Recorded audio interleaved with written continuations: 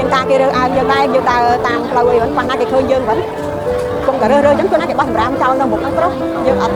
ចេញមកយើងលក្ខណៈនេះយើងក៏អន់ចិត្តដែរព្រោះអីយើងប៉ះដូចថាអត់មានចេះលើកទឹកចិត្តយើងអញ្ចឹងចាការពិវត្តអត់ទេការពិវត្តបោះចោលប៉ះណាប៉ះណៃចឹងដល់ពេលឥឡូវត្រូវក្រសួងវិទ្យាសាស្ត្របានបានណែនាំទៅគាត់បានជួយយើងដាក់តាមផ្សេងតាមល្អគាត់ណាអ្នកធ្វើចេះតែធ្វើអ្នកចោលចេះតែចោលអញ្ចឹងណាខ្ញុំចង់ក្នុងពរជួយទាំងអស់គ្នាកុំឲ្យធ្វើបាបខាងអនាម័យខ្ញុំពេកព្រោះអីចឹងខ្ញុំតាំងបនទៀនអីក៏ខ្ញុំអត់បានសម្រាប់ដែរដោយសារបងប្អូនចោលអញ្ចឹងទៅខ្ញុំមានការអត់បានសម្រាប់គេទេ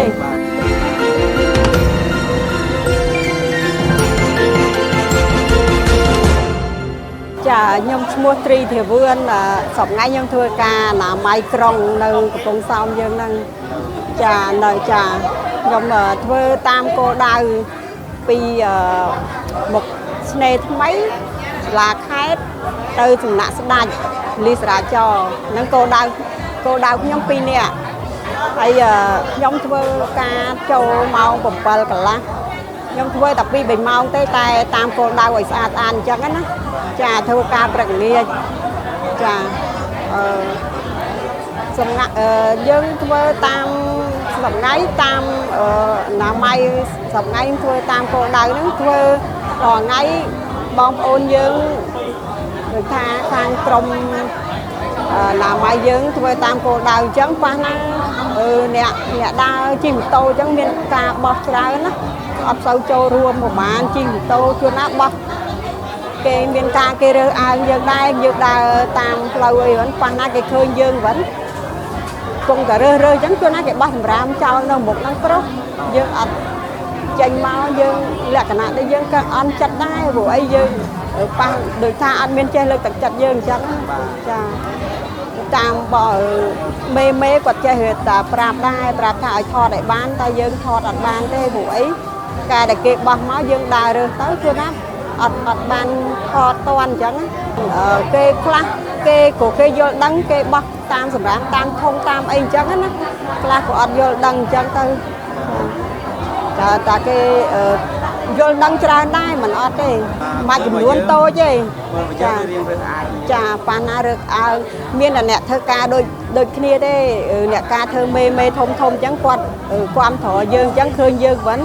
គាត់នេះអញ្ចឹងណាគាត់យល់ដឹងគាត់គ្រប់យើងអញ្ចឹងបើគេដូចថាគេអ្នកបងគេរើសអើងយើងមើលទៅដូចយើងអត់បានប្រហែលគេអញ្ចឹងណាខ្ញុំមានការសំណូមពរថាឲ្យបងប្អូនទាំងអស់ជួយឃើញអ្នកអនាម័យអីវិញយើងបោះយើងមានសម្រាមការពេលយើងដើរលេងវិញយើងបោះចូលក្នុងធុងសម្រាមឲ្យត្រឹមត្រូវទៅយើងអាណិតបងប្អូនអ្នករើសផងព្រោះអីខ្លះណាមួយថ្ងៃរើសព្រឹកល្ងាចអត់មានពេលសម្រាកទេសូម្បីតែខែបុណ្យទានក៏គ្មានបានពេលដើរទៅផ្ទះបងប្អូនម៉ែឪអីចឹងអត់បានដើរទេព្រោះអីខ្លាចដើរទៅខ្លាច